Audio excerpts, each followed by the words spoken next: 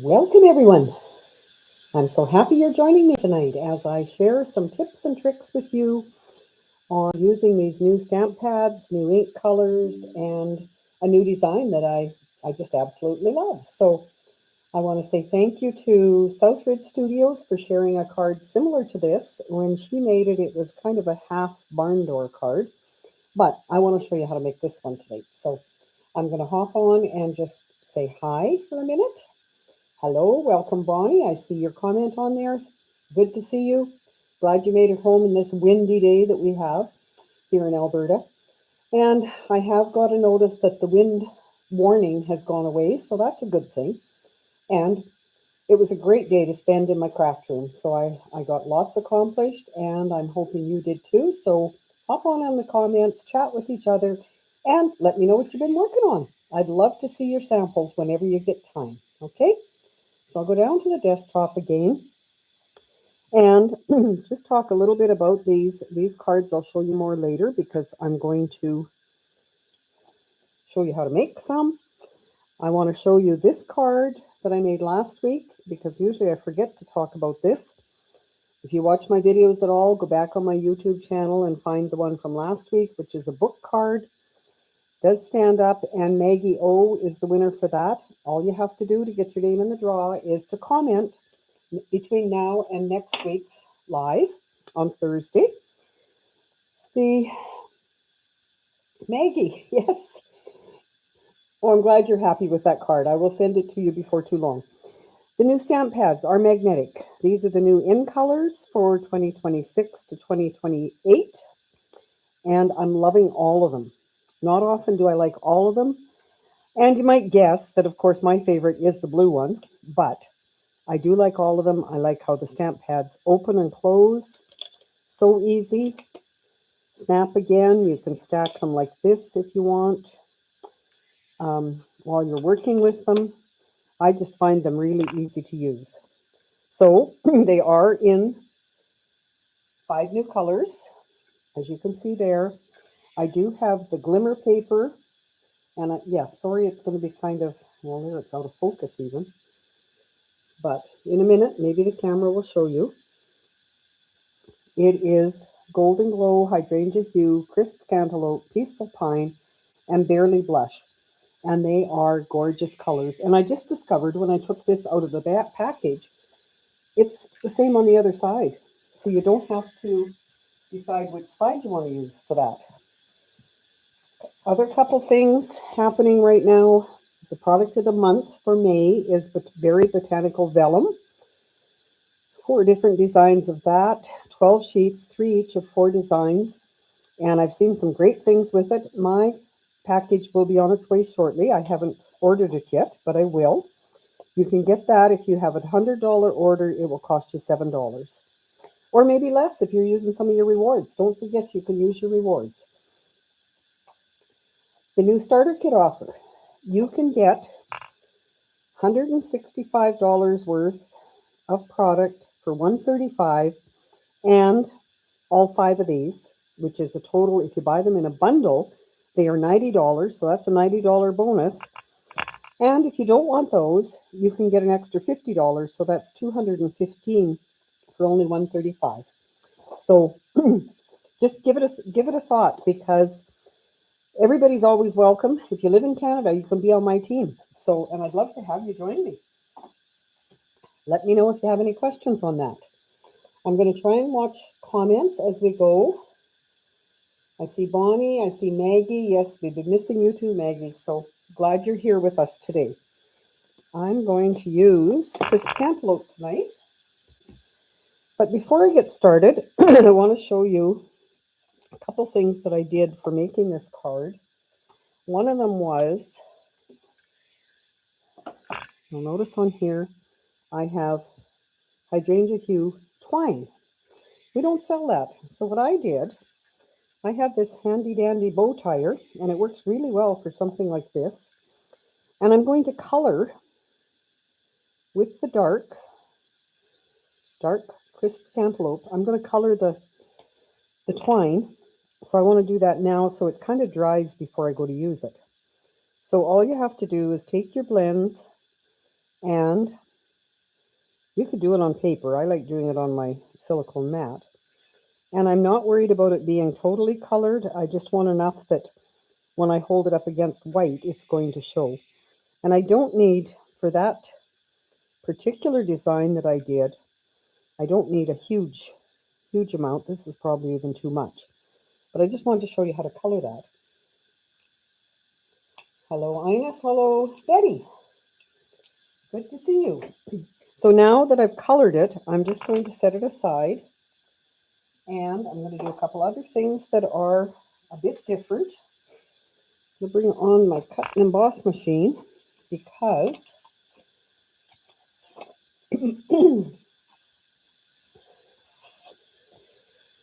I'm going to emboss this layer, this golden. I was going to do the golden glow, but I don't have something. I don't have the blend, so I couldn't color the twine. So this is my crisp cantaloupe. I've used the Hearts of Love folder and only done the front half. So I want to show you how to do that because it causes us to to put our embossing folder through the big shot cut and emboss machine just a little bit different. So I only want, I've got it scored.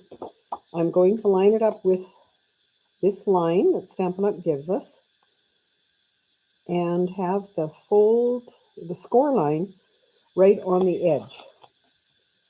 So you can see that's not going to go through this way. So I do have to put it through this way, which is kind of against the rules for putting embossing folders through. But, whoops, I don't need that piece in there. And hopefully it doesn't shake things too much. I'm going to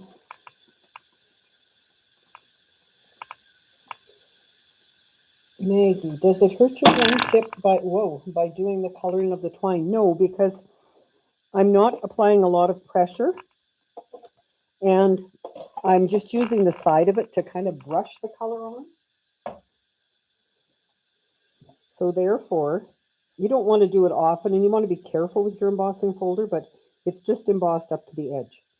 So it's a great way to add some texture to your card. Yes, thank you, Bonnie, for answering that. You're correct. You just use the side of it. If you, I'll just show you that again quickly because it is a bit different. But just your larger brush piece, and you just kind of slide it along the side. So it's like painting, kind of. But good question. Thanks for asking questions. I love seeing your questions and being able to answer. So next I'm going to do my card base. And I will finish the Golden Glow one later when I get my blends so that I can color the twine. Sorry, busy trying to figure out what I have to do next. So to do the stamping, I use the positioner. You maybe notice the title tonight was using the arch dies and the positioner. I have my arch die cut. This is I believe it was the third largest. I will double check before I finish. And what I like to do with the positioner, I've got a grid paper on it. And for me, number 2 is the line up part. And there's little pegs at the top. I'll just show you, put it on here first. We have little magnets we can use. And you can see these little pegs, I can line it up right to the top of them, up with line 2. If it comes off and I have to reposition it, I know that's where it is. And yes, it's upside down, but that's because I couldn't guarantee I was going to line it up right if I had the round part at the top. And, okay, that is not working. Oh, that's because I had it at 1 3/4. I knew it should be 2. I see your question, Bonnie. I'm coming back to it in just a sec.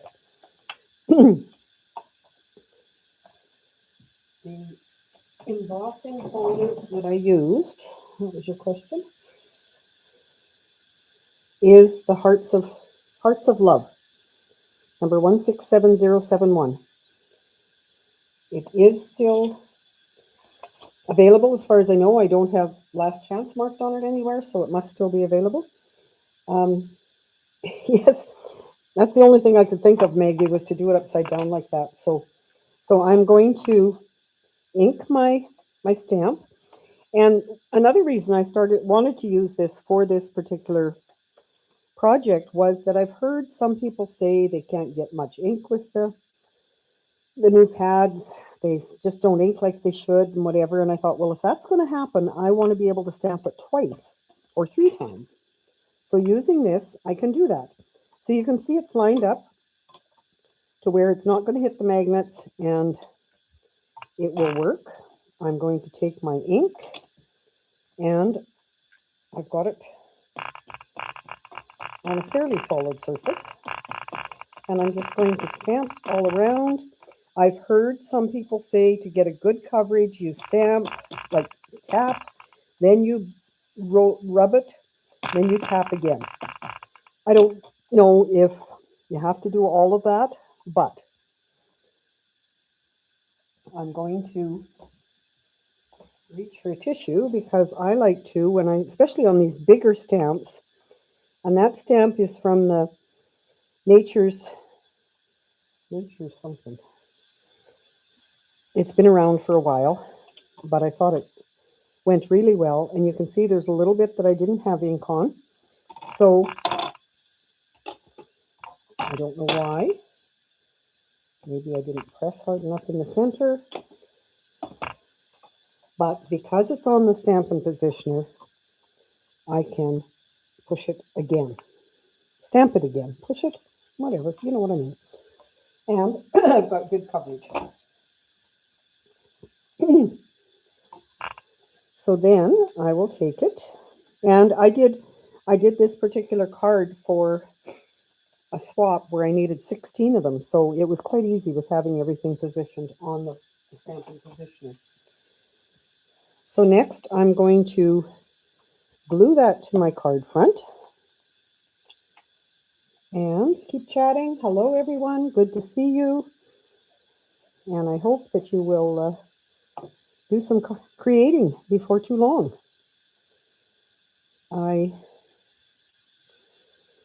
Because it was so windy here today in Alberta, I think it was all over Alberta,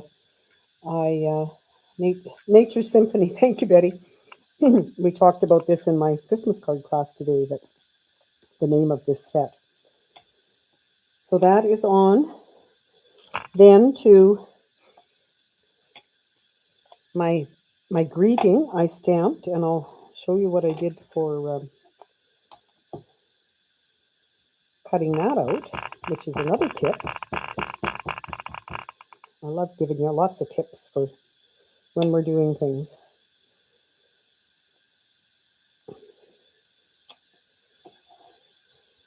It worked well. I have heard as well that you should be using your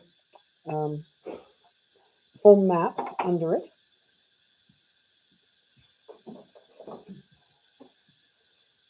With these ink pads. I think it depends on your setup. Maggie had wind too. Yeah, we had good. I'll show you the Christmas cards at the end or in a little while. So what I like to do to cut that out is make sure my stamp is clean. And then I can lay it on here again and take my pencil, trace around it, and use that as my cutting guide to just cut out around it, and this is what you get.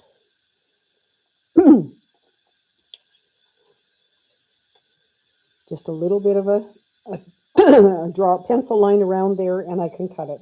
But I'm not going to make you watch me do all of that because that's kind of boring. So I do have one here that I can use. But before I put that on, I want my twine, which is now dry, And it's a little bit stiffer, which is what happens when you do that. So to put it on, here's my take your pick tool. I used glue dots and just placed a couple of them here where, well, tried to.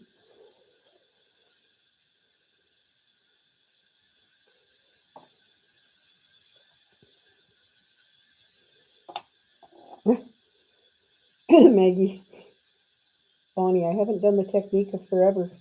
Thanks for the reminder.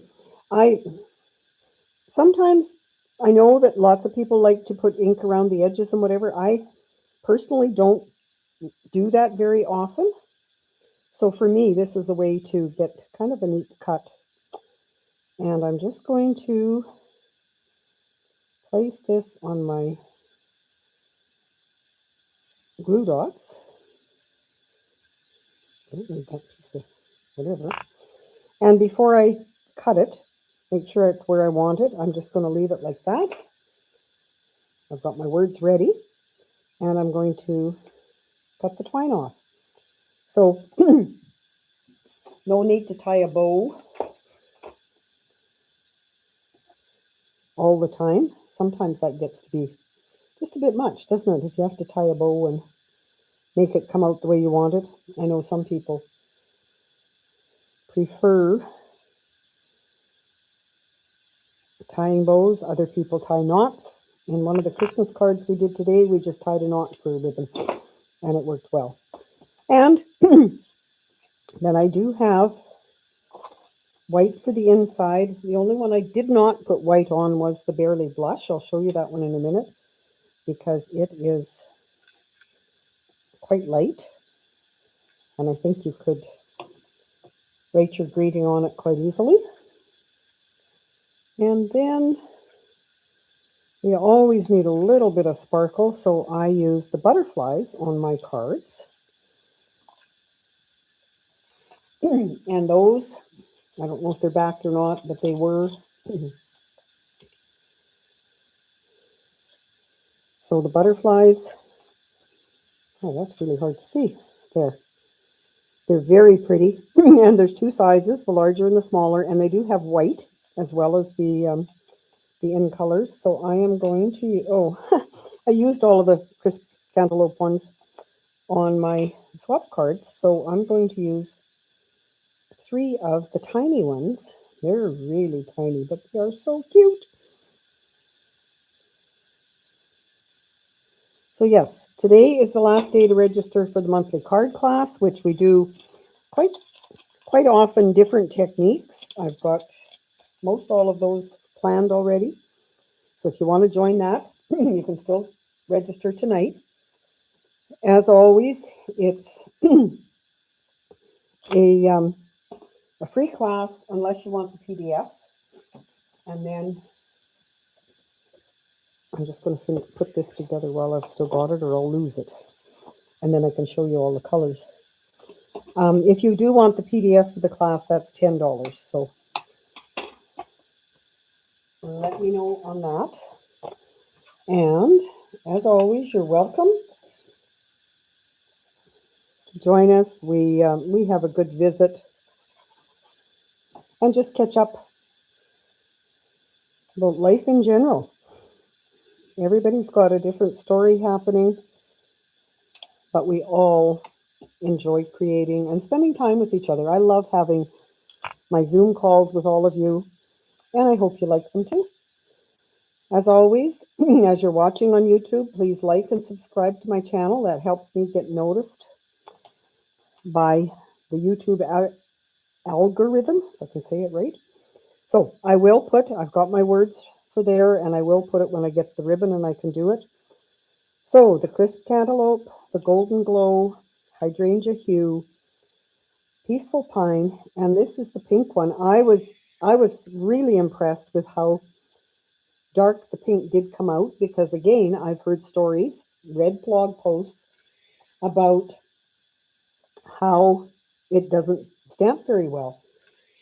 So I was tickled with how well it did come out. So those are the end colors. And I'll show you just a few other cards. I've got quite a mess over here behind me, but I'm sure you don't want to see that. So tell me what's your favorite in color. I know I've heard lots of stories about it changes quite often depending on what you see. I'm anxious to see that new vellum paper and see what colors it goes with. The card from last week's Zoom Zoom with Friends on the Friday that Iris taught us is this one, a real unique design. And I did it with the soccer paper, I'm calling it. I have a soccer player in my family, so that may be his birthday card. And then the Christmas cards, we did modern Christmas paper. I did, not everybody, because not everybody has the same thing. We all, in those classes, both of my monthly classes, you use your own papers. So I try to give you ideas on how to use them differently. And sometimes you have the same, sometimes you don't. So that, again, I did the cutout there. This one was done with Night of Navy and one of the new embossing folders, the Ivy and Stone and Ivy, it's called, with some glimmer there and there to go with it. And then this one was a different fold using the two-tone paper that we sanded.